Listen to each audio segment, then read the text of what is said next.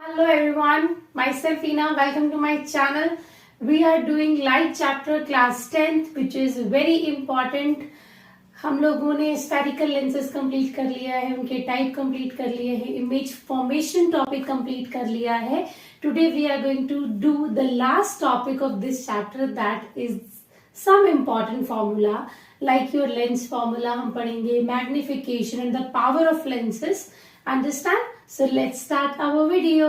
So lens formula क्या होता है? It is a formula which will give you the relationship between the object distance, image distance and the focal length of the lens. Understand? So this relationship is 1 by v minus 1 by u is equals to 1 upon f. This relationship is known as the lens formula. Okay? ये हमारे जो formula आप देख रहे हैं ये किस किस के बीच में है? V is your image distance, u is your object distance from the lens and f is your the focal length of the lens. Understand? Focus से लेकर इसके पोल की जो डिस्टेंस होती है that is the focal length. Understand? आपको अगर focal length निकालनी है तो आपको इमेज की डिस्टेंस, ऑब्जेक्ट की distance from the lens given होगी. आप जस्ट उनकी वैल्यूज को पुट कीजिए एंड फोकल लेंथ की वैल्यू फाइंड आउट कर लीजिए. अंडरस्टैंड? तो बहुत इजी न्यूमेरिकल होने वाले हैं बट आपको फॉर्मूला याद रखना है. ध्यान रखना जो लेंस के अंदर फॉर्मूला होता है दैट इज इन नेगेटिव और मिरर के अंदर जो फॉर्मूला होता है वो पॉजिटिव होता है. बस इतना सा डिफरेंस है, otherwise formula is completely same. ठीक है. ना मैग्निफिकेशन की तरफ बढ़ते हैं. मैग्निफिकेशन कह लीजिए चाहे लीनियर मैग्निफिकेशन कह लीजिए, दोनों ही क्या होती है? It is the ratio between the size of image upon the size of object. ठीक है. रेशो किस किस के बीच का होता है? साइज ऑफ इमेज अपॉन में size of object. That means I upon में ओ. अंडरस्टैंड? सो जस्ट आपको हाइट मेजर करनी है दोनों की, इमेज की भी ऑब्जेक्ट की भी, और दोनों की हाइट को जो हाइट की वैल्यू आएगी आप उसकी वैल्यू यहाँ पुट कर दीजिए. आपको मैग्निफिकेशन पता चल जाएगा कि आपकी जो ऑब्जेक्ट का साइज है वो कितना ज्यादा इंक्रीज हुआ है या डिक्रीज हुआ है in the image. Understand? H2 upon में H1 कह लीजिए. देखो H1 जो है हाइट ऑफ ऑब्जेक्ट है, H2 जो है वो हाइट ऑफ इमेज है. ठीक है. तो हमने जस्ट I और O की वैल्यू पुट कर दी, दैट इज H2 अपॉन में H1. सो मैग्निफिकेशन क्या होता है? That is height of image upon में हाइट ऑफ ऑब्जेक्ट. एक फॉर्मूला तो आप ये यूज कर सकते हैं हाइट का, और एक फॉर्मूला होता है जो डिस्टेंस के बेसिस पे दिया जाता है, that is magnification is also equal to v upon में u. v is the distance of image from the pole and u is distance of object from the pole. ठीक है. आपके पास चाहे हाइट है चाहे डिस्टेंसेज है, आप उनकी वैल्यूज रख के मैग्निफिकेशन निकाल सकते हैं. कई बार क्या होता है आपको इमेज हाइट दी होती है ऑब्जेक्ट की, इमेज की, साथ में आपको किसी भी एक की डिस्टेंस दी होती है, चाहे इमेज की लगा लीजिए ऑब्जेक्ट की लगा लीजिए, और उससे दूसरे वाला आपको निकालने को बोल दिया जाता है. तो जस्ट आप डायरेक्टली रिलेशनशिप ये भी यूज कर सकते हैं, H2 upon H1 is equals to V upon में U. ठीक है. अब बात करते हैं मैग्निफिकेशन ऑफ लेंस और मिरर. देखो दोनों ही सिमिलर होती हैं, बस मिरर में वो क्या होता है? नेगेटिव हो जाता है और लेंसेज में वो पॉजिटिव में रहता है ना. आपको याद हो तो मैग्निफिकेशन मिरर की क्या होती है? माइनस V अपॉन में U. अंडरस्टैंड? बस इतना सा डिफरेंस है, अदरवाइज कंप्लीटली सेम है. अब आते हैं अगर लीनियर मैग्निफिकेशन से आपको ये देखना हो कि इमेज आपकी कैसी फॉर्मेशन होगी तो वो भी आसान होता है. देखो अगर मैग्निफिकेशन इज पॉजिटिव, ठीक है, अगर पॉजिटिव होता है तो याद रखना जो इमेज बन रही होगी वो कैसी बनेगी? आपकी वर्चुअल इमेजेस बनती हैं. अगर मैग्निफिकेशन नेगेटिव हो जाता है तो जो इमेजेस होती है वो कैसी बनती है? रियल इमेजेस बनती हैं. ठीक है. इट्स अ शॉर्ट ट्रिक जो आपको यूज करनी है जब आपको सिंपल 1 मार्क के एमसीक्यूज क्वेश्चन के अंदर मैग्निफिकेशन की वैल्यू दी होती है और आपसे पूछा जाता है कि इमेज कैसी बन रही होगी. Now move to our next topic that is power of lens. Power क्या होती है? आप चश्मे लगवाने जाते हो, है ना, स्पेक्स लगवाते हो, आजकल तो वैसे भी शौक हो गया बच्चों को. सो जब आप लेंसेज लगवाने जाते हो तो जो ऑब्जर्वेंट होता है वो क्या देखता है कि इसकी आईज की पावर कितनी है, लेंसेज की पावर कितनी है. ठीक है. सो जो पावर ऑफ लेंस मेजर की जाती है अगर उसको डिफाइन किया जाए तो it is defined as the ability of lens to converge और diverge the rays of light which are falling on the lens. ठीक है. जब भी रेज आपकी सामने से रेज आएंगी लेंस पे गिरेंगी, लेंस उसको क्या कर देगा, इधर इट विल कन्वर्ज और diverge according to the type of lenses. ठीक है, सो कहलाती है पावर ऑफ लेंस। तो जो कन्वेक्स लेंस होता है, अगर आपको याद हो तो कन्वेक्स लेंस क्या करता है, सारी rays of parallel beam of light की रेस को क्या करता है, कन्वर्ज कर देता है एट फोकस।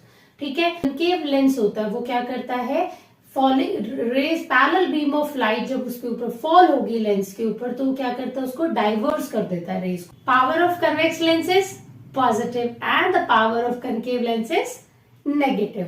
ध्यान रखना ये सब वैल्यूज आप यूज करने वाले हो इन द न्यूमेरिकल्स। सो अगर हम फॉर्मूला देने लग जाएं तो पावर का फॉर्मूला होता है that is equals to 1 by में एफ की जो वैल्यू होनी चाहिए that is always in metre. ध्यान रखना, ठीक है, तो आप मीटर में अगर नहीं है तो आप उसको कन्वर्ट कीजिए, then put the value of focal length here, then you will find out the value of power. So power is equals to 1 upon में f. Understand? And f should be in meter.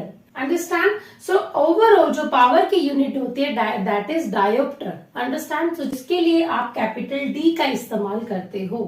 So one diopter is a power of length of the focal length of 1 meter. ध्यान रखिएगा, ठीक है, जो focal length होनी चाहिए that is always in meter. तो जो पावर निकल के आएगी वो क्या होगी, डायोप्टर में होगी। अब मान लीजिए बहुत सारे लेंसेज है, कई बार बच्चों की क्या होती है, नजर बहुत ज्यादा दूर की भी कमजोर होती है, पास की भी वीक होती है, तो उस टाइम पे क्या करते हैं वो अलग अलग तरह की पावर्स को कॉम्बिनेशन करके लेंसेज क्रिएट करते हैं और उन लेंसेज को यूज करते हैं।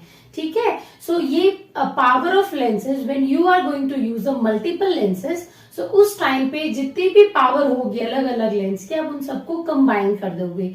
So the total power will be P1 plus P2 plus P3 and so on, जितने आप लेंसेज यूज करने वाले हो। ठीक है, और सारे के सारे पावर कंबाइन हो रहे हैं, टोटल पावर बन रही है, तो डेफिनेटली इसकी भी यूनिट क्या आने वाली है, डायोप्टर। बिकॉज जो आप इंडिविजुअल पावर निकाल रहे हो, लाइक P1 की जो वैल्यू होगी that is 1 upon F1, P2 की वैल्यू होगी that is 1 upon F2। So overall जो टोटल पावर बनेगी that is equals to 1 upon F1 plus 1 upon F2 plus 1 upon F3 and so on, and all the focuses should be in the metre. Understand? So total power की जो unit होगी that is also dioptre. Remember? ठीक है, तो इस तरह से आपका ये जो टोटल चैप्टर है यहां तक कंप्लीट होता है। Now we are going to start your some important numerical of CBSE focus. ठीक है, अलग अलग बुक से कुछ इंपॉर्टेंट क्वेश्चंस को कलेक्ट करेंगे and we will do that questions. So हमारा फर्स्ट जो क्वेश्चन है that is related to combination of power. ठीक है, सो इसमें क्या दिया हुआ है, कन्वेक्स लेंस है जिसकी फोकल लेंथ आपको दे रखी है, साथ में उन्होंने एक कनकेव लेंस लिया है, दोनों को कंबाइन कर दिया, दोनों की फोकल लेंथ आपको दी गई है और आपसे पूछा गया है कि कॉम्बिनेशन जो बनेगा उसकी पावर क्या होने वाली है। इजी है, आपको फॉर्मूला अभी भी किया है तो याद भी है। सो देखिए, फोकस F1 कितना दे रखा है, that is 40 centimetre is given to you. Concave lens की फोकस आपको दी गई है दैट इज 25। ठीक है, दोनों को हमने मीटर में चेंज कर लिया, मीटर में चेंज करते हैं तो सेंटीमीटर से मीटर में जाते हैं तो we will divide by the 100। ठीक है, अगेन इसको भी हमने मीटर में चेंज कर दिया, तो ध्यान रखना ऐसा नहीं होना चाहिए कि आप भूल जाएं। ठीक है, वरना क्वेश्चन गलत हो जाएगा। नाउ जो फोकल लेंथ जो कन्वेक्स लेंस की होती है दैट इज पॉजिटिव, लेकिन कनकेव लेंस की जो फोकस होती है दैट इज नेगेटिव, इसीलिए उसको क्या कर दिया हमने, माइनस में लिख दिया। ठीक है, मीटर में है दोनों की दोनों। Now move to the combination of power. Formula हम यूज करेंगे, total power is equals to P1 plus में P2 and what is P1 that is 1 upon में F1, P2 1 अपॉन F2। हमने दोनों को कंबाइन कर दिया क्योंकि हमसे कॉम्बिनेशन की पावर पूछी है उसने। ठीक है, हमने वैल्यूज को पुट किया, सिंपल F1 की वैल्यू पुट कीजिए, रिवर्स हो जाएगी बिकॉज 1 अपॉन F1 है। अगेन F2 की वैल्यू पुट कीजिए, ये भी रिवर्स हो जाएगी, माइनस एज इट इज आपको यूज करना है। हमने सिंप्लीफाई कर दिया, सिर्फ सिंप्लीफाई करने के बाद ये आएगा, then we will take the LCM। LCM लेने के बाद में फिर से सिंप्लीफाई कर दिया and you will get the answer. Total power आपको मिल जाएगी of the combination that is -1.5। याद रखना, टोटल पावर की यूनिट क्या होती है, टोटल पावर की यूनिट दैट इज डायोप्टर। सो हमने उसकी जगह कैपिटल भी यूज कर लिया। ठीक है, यूनिट लगाना मत भूलिएगा, आपको प्रॉपरली आप क्यों आपने नेगेटिव अज्यूम किया है ये सब आपको रीजंस वहां मेंशन करने पड़ेंगे। ठीक है, now move to next question. A convex lens. So next question is convex lens produce an image of an object on a screen with a magnification of 1/2. When the lens is moved 30 centimeter away from the object, the magnification of image will be 2. ठीक है, सो आपको focal length find out करनी है. NTSC का question है which is very important question. ठीक है, थोड़ा लेंथी जाएगा but question is very easy. सिर्फ आपको फॉर्मूला इवेल्युएट करना है. ठीक है, सो क्वेश्चन कैसे करना है आपको, देखो पहले समझिए क्वेश्चन को. उसने ये कहा हुआ है कि कन्वेक्स लेंस आपने लिया है, ऑब्जेक्ट रखी है which is on the distance of u from the lens. थोड़े टाइम बाद में तो उसकी मैग्नी जब वो u डिस्टेंस पे रखी हुई है तो मैग्निफिकेशन जो आपको मिल रही है that is 1/2. That means image की जो आपको हाइट मिल रही है वो हाफ मिल रही है साइज ऑफ ऑब्जेक्ट का. अंडरस्टैंड. अब उसने कहा है कि जब ऑब्जेक्ट को खिसका कर हम 30 सेंटीमीटर और दूर ले जाते हैं लेंस से, सो मैग्निफिकेशन अब 2 हो जाती है, डबल हो जाती है. ठीक है, आप बताइए लेंस की फोकल लेंथ कितनी होगी. थोड़ा सा मुश्किल लग रहा है, समझ नहीं आ रहा कहां से शुरुआत करें. चलिए कर लेते हैं. So magnification of convex lens is always negative. ध्यान रखिएगा इस चीज को. So magnification is equals to -1/2. Half हो रही है. मैग्निफिकेशन का फॉर्मूला होता है जो आपने पहले पढ़ा है, that is equals to v upon में u. So magnification is equals to v upon में u. यहाँ पर v अपॉन u जो है -1/2 के इक्वल भी है क्योंकि मैग्निफिकेशन की वैल्यू आपको दी गई है इन द फर्स्ट केस. ठीक है, सो यहाँ पर हम क्या करेंगे, फिर करेंगे फॉर्मूले को इवेल्युएट, क्योंकि आपको यहाँ इमेज के बारे में कुछ नहीं दे रखा. दैट मीन्स v का आपको कुछ नहीं पता. आपको फोकल लेंथ निकालनी है और आपको u आपको गिवन है. ठीक है, सो u और f के अंदर हम फॉर्मूला निकालेंगे. कैसे, आपने लेंस फॉर्मूला पढ़ा है, that is equals to 1/v minus 1/u is equals to 1 upon में f. हर एक फॉर्मूले को हम क्या करेंगे, left side right side v से मल्टीप्लाई कर देंगे. क्यों किया बताएंगे, एक बार क्वेश्चन सॉल्व कर लेते हैं हम. So v upon v minus v upon u is equals to v upon में f. अंडरस्टैंड. उसके बाद v से v कट बाहर निकल गया रेस से. सो क्या हो गया आपका 1 माइनस में v अपॉन में u is equals to v upon में f. अब आप करेंगे एलसीएम. एलसीएम लीजिएगा. एलसीएम लेने के बाद में you will get v u minus v upon में u is equals to v upon में f. अब कर दीजिए इसकी क्रॉस मल्टीप्लाई. ठीक है, जब आप क्रॉस मल्टीप्लाई करोगे तो आपको मिलेगा uf माइनस में vf is equals to uv. ठीक है, मिल गया. अब आप क्या करेंगे, जो माइनस है उसको हटा दीजिए क्योंकि माइनस ना बड़े दिक्कत बना देता है, थोड़ा कॉम्प्लिकेटेड हो जाता है. तो हम दोनों साइड से माइनस को रिमूव कर देंगे.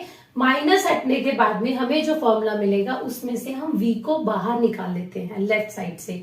हमने जैसे ही उसको बाहर निकाला आपको मिलेगा v f bracket f plus u bracket close is equals to u f. ठीक है, अब v अपॉन u को आप ले लीजिएगा क्योंकि राइट साइड में u है, आप उसको नीचे की तरफ ले आएंगे. You will get v upon में u is equals to f upon में f प्लस में u. ठीक है, अब यहाँ पर जब हम मैग्निफिकेशन की जगह पे, दैट मीन्स अब हम क्या करेंगे, जो हमारी अब आ जाते हैं फर्स्ट पार्ट के ऊपर वापस से.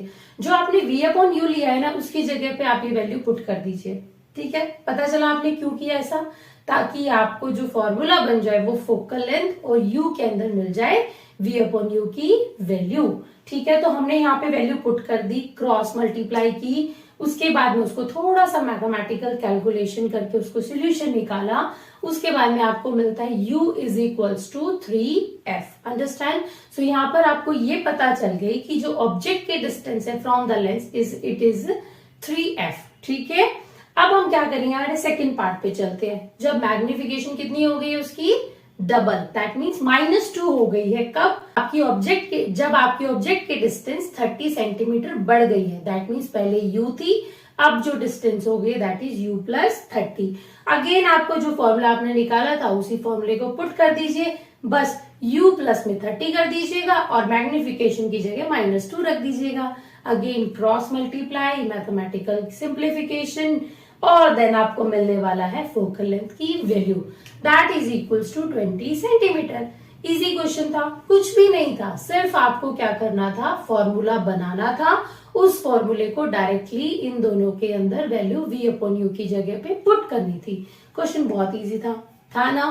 तो इसको बस आप हमारे साथ साथ कीजिए सो दैट आपकी कैलकुलेशन भी समझ में आ जाए. देखो पूरा सिंप्लीफाई कराने का सिर्फ एक ही रीजन था, ताकि मान लीजिए अभी तो हमें ऑब्जेक्ट को डिस्प्लेस करना था, हो सकता है आपको इमेज को करना पड़ जाए, तो उस टाइम पे आप यू से मल्टीप्लाई कर दीजिएगा। अंडरस्टैंड? सो बेसिक कॉन्सेप्ट आपको समझ में जरूर आना चाहिए, सो दैट आप क्वेश्चंस को कैसे ही टर्न आउट कर लीजिएगा, आपको समझ आ जाएंगे।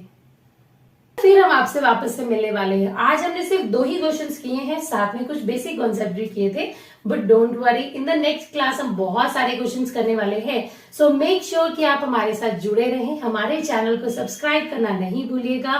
प्लीज दूसरे बच्चों तक वीडियोस पहुंचाइए, सो दैट वो ये चैप्टर बहुत डिटेल में और बहुत अच्छे तरीके से कर पाए। Till then, take care and have a safe Diwali. Understand? Bye bye.